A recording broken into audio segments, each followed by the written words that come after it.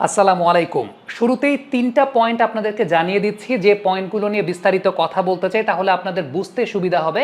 ১ নম্বর পয়েন্টটা হচ্ছে, গত বিপিএলে ৩টা ভেন্যুর মধ্যে মিরপুর শেরেবাংলা ক্রিকেট স্টেডিয়ামেই সবচাইতে ইভেন বাউন্সের উইকেট ছিল, অর্থাৎ সবচাইতে ভালো উইকেট ছিল মিরপুর শেরেবাংলা ক্রিকেট স্টেডিয়ামে।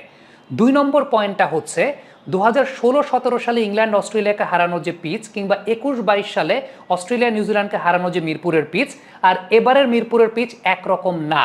একটা ছোট্ট ডিফারেন্সের কথা বলি, এখন পর্যন্ত ২ ম্যাচে ২২ উইকেট কিন্তু নিয়েছে পেস বোলাররা। ইভেন পাকিস্তান লাস্ট ম্যাচে কিন্তু স্পিনার বাদ দিয়ে পেস বোলার খেলিয়েছে। সো ওই যে স্পিন পিচ, লো বাউন্সি পিচের যে কথাটা, যেটা আগে ছিল মিরপুর স্টেডিয়ামে, এবারের উইকেট কিন্তু তেমন না।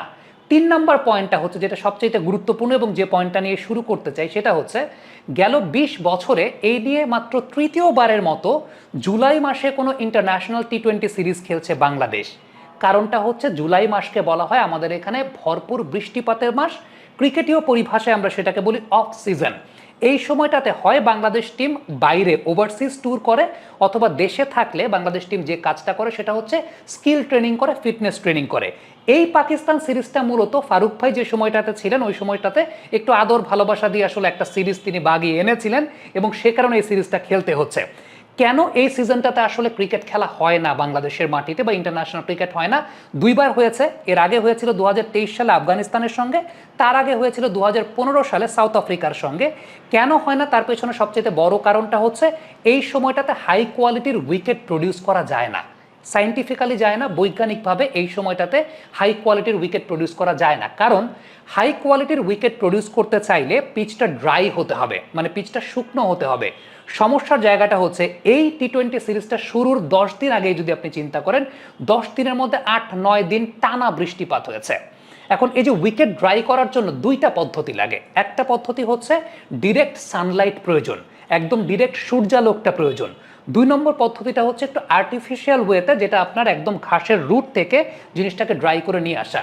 এই ২টা পদ্ধতির একটা পদ্ধতি অবলম্বন করা যায় না, কারণ একজন কিউরেটরের যদি ওয়ার্কিং আওয়ার ৮ ঘন্টা হয়, ৭.৫ ঘন্টা, ৭ ঘন্টা ৪৫ মিনিট বৃষ্টিই হয়েছে, উইকেট কাভারে ঢাকা ছিল। ইভেন প্রথম টি-20-র আগের ২ দিন তো উইকেট খোলাই যায় না। ইভেন ২টা ম্যাচ যে হয়েছে, ২টা ম্যাচের দিন বিকালবেলা বৃষ্টিও হয়েছে মিরপুরে।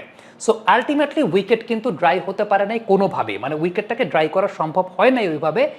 কিন্তু তারপরও আমি বলবো যে এবার মিরপুরে এরকম প্রতিকূল আবহাওয়ার মধ্যেও অন্তত কিছুটা বেটার উইকেট প্রডিউস করা গেছে, কিছুটা বেটার উইকেট প্রডিউস করা গেছে। আপনি যেটাকে লো বাউন্সি উইকেট বলেন মিরপুরে, যেটা খুব প্রমিনেন্ট লো বাউন্সি উইকেটের জন্য, আপনি খেয়াল করে দেখবেন তানজিম সাকিবের লাস্ট ম্যাচের ২টা উইকেট যদি আপনি একটু দেখেন, আমি যদি একটু ভিডিও দুটো প্লে করে দেখাই, আপনার কাছে কোনো অংশে মনে হয়েছে লো বাউন্সি উইকেট? এটা মানে কোনো অংশে কি লো বাউন্সি উইকেট মনে হয়েছে? ফাকর জামান যে বলটায় আউট হয়েছেন, সেটা কি ইভেন বাউন্সার বল ছিল না? সাইম আয়ুব যে বলটায় আউট হয়েছেন, এখানে তো উইকেটের কোনো কিছু নাই।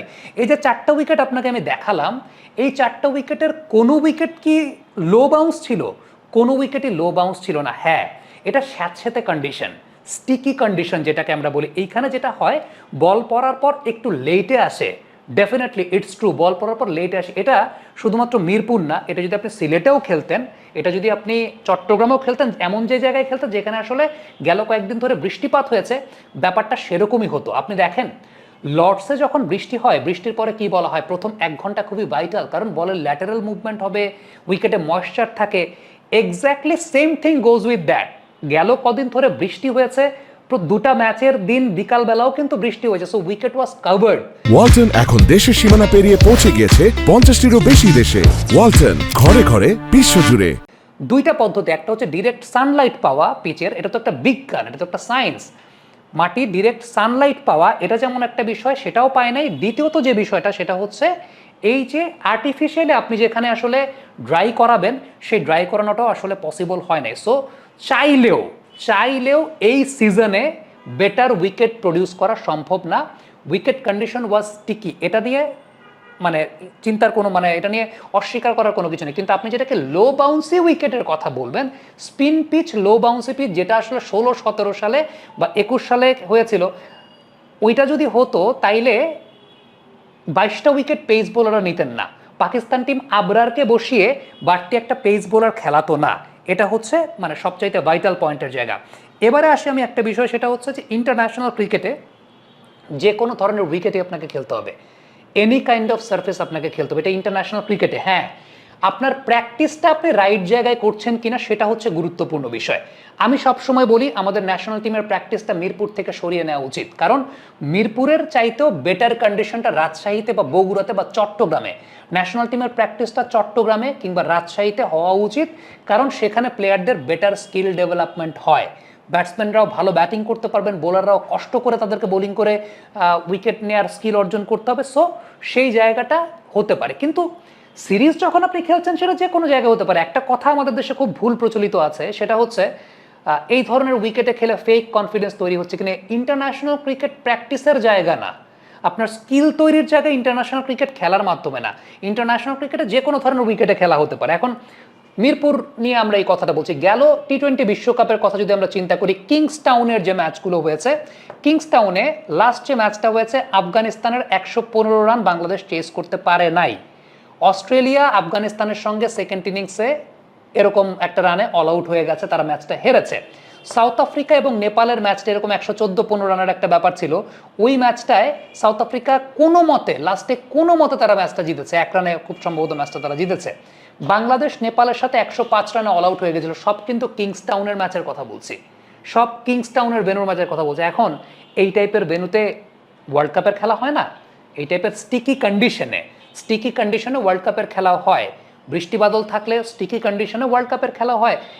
এইটা নিয়ে আসলে ইন্টারন্যাশনাল ক্রিকেটে যে এরকম জায়গায় সিরিজ খেলা যাবে না এরকম কোনো কিছু আসলে লেখা নাই। ইভেন আপনি যদি ডিমেরিট পয়েন্টের কথা চিন্তা করেন, মিরপুরকে ডিমেরিট পয়েন্ট দেয়ার এই উইকেটকে কোনো কারণ নেই, কারণ আপনি তো আনইভেন কোনো আচরণ উইকেট থেকে দেখতে পাচ্ছেন। আপনি যেটা দেখতে পাচ্ছেন যে বল থেমে আসছে, সেটা আসতেই পারে। 2023 বিশ্বকাপ যদি আমরা চিন্তা করি, অস্ট্রেলিয়া ইন্ডিয়া ম্যাচটা চিন্তা করে দেখেন, একটা লো স্কোরিং এনকাউন্টার ছিল, সেই ম্যাচেও উইকেটের আচরণ ব্যাটসম্যানদের জন্য পক্ষে ছিল না। কলকাতায় যে ম্যাচগুলো হয়েছে, বাংলাদেশ নেদারল্যান্ডসের সঙ্গে হেরে গেছে, সেখানেও কিন্তু ব্যাপারটা সেরকম ছিল। এখন প্লেয়ারদের পারফরমেন্সের কথা যদি বলি, যে ডাম্বুলার বেটার কন্ডিশনেও শ্রীলঙ্কাকে কিন্তু বাংলাদেশ 95 বা 98 রানে তারা অল আউট করে দিয়েছিল। ইভেন লাস্ট ম্যাচটা যদি দাসুন সানাকা লাস্ট ওভারটা ওইরকম না পিটাইতেন, তাইলে 110-115-র মধ্যেই শ্রীলঙ্কা কিন্তু শেষ হয়ে যায় 20 ওভারের খেলা। সো আলটিমেটলি মানে খারাপ পিচ কি শুধু মিরপুরে আছে, বা মিরপুরের পিচ কি আদৌ খারাপ কিনা এখনকার সময়, সেটা কিন্তু বুঝতে গেলে আপনাকে সাইন্টিফিক এই ব্যাপারগুলো নিয়ে আসলে চিন্তা করতে হবে। কারণ টু বি ভেরি অনেস্ট, একদম স্পেসিফিক্যালি যদি বলি, এই সিজনে বেটার উইকেট মানে ওই একদম হাই স্ট্যান্ডার্ডের উইকেট প্রডিউস করাটা পসিবল না, because of the weather condition. আপনি নর্মালি ধরেন, আমরা যখন ইংল্যান্ডে বৃষ্টিপাত হয়, ইংল্যান্ডে কিন্তু আবার ময়েশ্চার কাভার করার জন্য হোভার কাভার নামে একটা জিনিস আছে, যে জিনিসটা আসলে আমাদের মিরপুরে এনে রাখা হয়েছে, কিন্তু এটার কাজ কি আমি জানি না। বাট এইখানে এই সিজনে সত্যিকারের অর্থে বেটার কন্ডিশন প্রডিউস করাটা পসিবল না, এটা সাইন্টিফিক্যালি আসলে not possible, difficult, not possible না, ডিফিকাল্ট, স্কিল সেট এবং সব কিছু অনুযায়ী ডিফিকাল্ট সেই কাজটা করা। তারপরও আমি বলবো যে সেটা ভালোই করেছে। 22টা উইকেট পেস বোলাররা কিন্তু নিয়েছে, এবং আপনি যদি পেস বোলারদের বলগুলো দেখেন, আপনি তো বললাম যে তানজিম সাকিবের 2টা বল আপনি যখন দেখলেন, আপনার কাছে কি কোনোভাবে লো বাউন্সি মনে হয়েছে? তো লো বাউন্সি তো না, এটা লো বাউন্সি না, হ্যাঁ বল থেমে আসছে, ইনিশিয়ালি নতুন বলে ল্যাটেরাল মুভমেন্ট থাকছে। পাওয়ার প্লেটাতে ব্যাটসম্যানদের জন্য টাফ হচ্ছে ব্যাটিং করা, টাফ কন্ডিশনে ব্যাটিং। পাকিস্তানের বাজিদ খান কিন্তু খেলার শেষের যে পোস্ট ম্যাচ শো যেটা হয় পাকিস্তান টিভিতে, সেখানে একটা কথা বলেছেন যে ইন্টারন্যাশনাল ক্রিকেটে ব্যাটসম্যানদের সব ধরনের সিচুয়েশনে অ্যাডাপ্ট করতে হবে, এবং 2 টিমের ব্যাটসম্যানদেরই তিনি সমালোচনা করেছেন, তাদের অ্যাডাপ্টেশনটা ভালো ছিল না। কমেন্ট বক্সে আপনাদের মন্তব্য মতামত জানতে চাই।